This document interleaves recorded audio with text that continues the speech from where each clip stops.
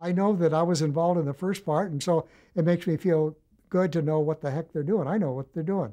And it's a funny thing, but for years, no one tried to copy us. We went clear on through, even with it was clear on up to 1978 that all of a sudden management determined that we were going to reduce. We had so many dollars involved in our news operation, and the economy was kind of in a receding condition, and it was decided that we were going to drop much of our news capability and go to stand-up news until the economy got better. So John Reynolds actually sold the Telecopter #3 to NBC. And of course, I had the responsibility of showing them how to use it because they, of course, have never operated it. And but Larry Shear went with it because, of course, his job was over at KTLA. So he, with our blessing, went over and became pilot announcer for NBC. How much of an impact has the use of helicopters had on television news? It's had a fantastic thing. The funny thing is that at Larry Shear, and I must tell you this part because it all answers your question. Larry went over and did a good job of pilot announcing for NBC, but then they made a change, they meaning NBC, and they chose to use a pilot that everybody remembers as the famous spy pilot. His name was Gary Powers.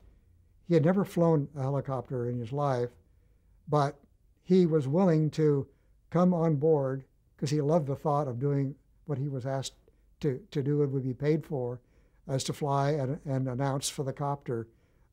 So he was sent to Corpus Christi on kind of a crash course, if you will, and went there and came back and started flying the Telecopter. And so with Larry gone and he doing the shot, he had an unfortunate accident one day. They ran out of fuel about a quarter of a mile from the field. It went down with 3,500 pounds of weight up there with losing all their up thrust that the copter rotor would give them. And they crashed, and of course it killed them both and destroyed the copter and all the equipment. And at that point, when I heard that, of course I felt very sad. I felt like someone in my family had died. That was the feeling that it gave me. As far as the industry is concerned, for some reason, no one wanted to use a copter for quite a few years. And it was many years afterwards, all of a sudden, the idea of doing a copter was decided to be tried out with other people. They started building them, and Westcam was one of them. And there are others. FLIR is another company, and so on.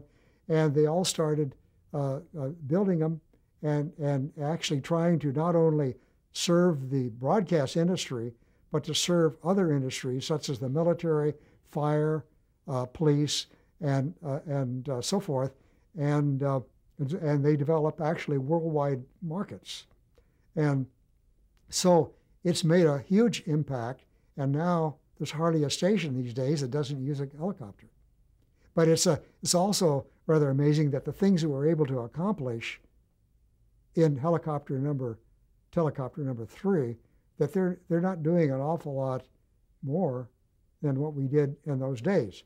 However, with the industry improving and things getting lighter and more power and use of transistors, then of course the pictures have gotten cleaner, more resolution, and they can do more things, sophisticated things and so forth, that we didn't attempt to do in those days. And Westcam, which is the company that basically started from IceTech after we got them going and with video, Knox Levitt developed that into a multi-million-dollar company worldwide and made $billions doing it. And they built models that were just unbelievable in sophistication.